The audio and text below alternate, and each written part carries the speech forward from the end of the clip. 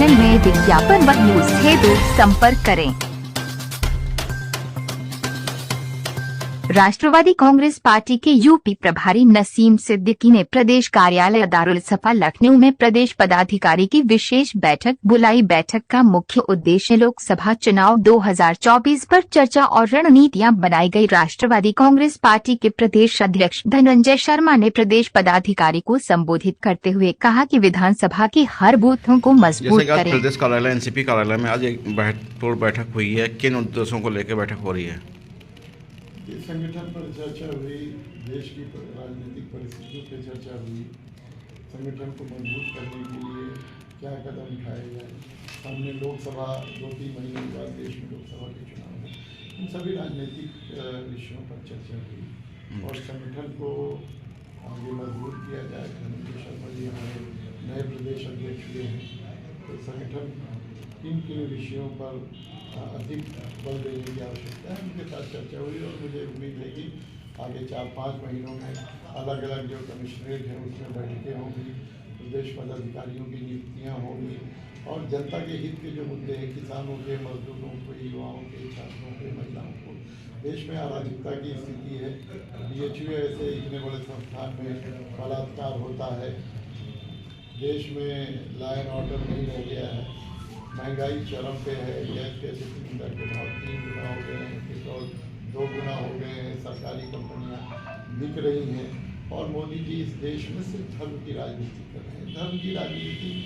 करने की आवश्यकता नहीं है, धर्म को आगे बढ़ाने की आवश्यकता है। धर्म लोगों को जोड़ता है, धर्म लोगों को तोड़ता नहीं है। लेकिन आज ये सरकार जो है वो धर्म के नाम पे पूरे देश को बांटने का काम कर रही है। इन परिस्थितियों का सामना कैसे इंडिया अलायंस करना चाहिए, इन सारे विषयों पर चर्चा हुई है और हमारे बहुत सारे साथियों का कहना है कि लोकसभा में 2-3 सीटों पर जो है वो राष्ट्रवादी कांग्रेस पार्टी को चुनाव लड़ना चाहिए। उनके आग्रह को मैंने पहले भी हमारे जो राष्ट्रीय अध्यक्ष माननीय शरद पवार जी से बात की है और उनकी भी इस बात पर सहमति है कि उत्तर प्रदेश बड़ा राज्य है, तो वहाँ कम से कम 3-4 सीटों पर एनसीपी जो है वो अखिलेश जी से बात करके, कांग्रेस के साथ बात करके, इंडिया अलायंस के जितने भी संबंधित घटक हैं उनके साथ बात करके अपने जो उम्मीदवार होंगे सब लोगों की सहमति से तय होगा, उन उम्मीदवारों को चुनाव मैदान में उतारें। जैसा कि एनसीपी में जैसे कि आपके प्रदेश अध्यक्ष पद पर अभी जिम्मेदारी मिली हुई है, आपके आते ही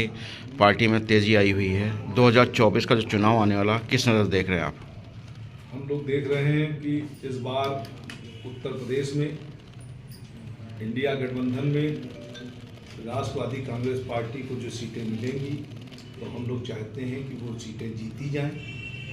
और उत्तर प्रदेश में राष्ट्रवादी कांग्रेस पार्टी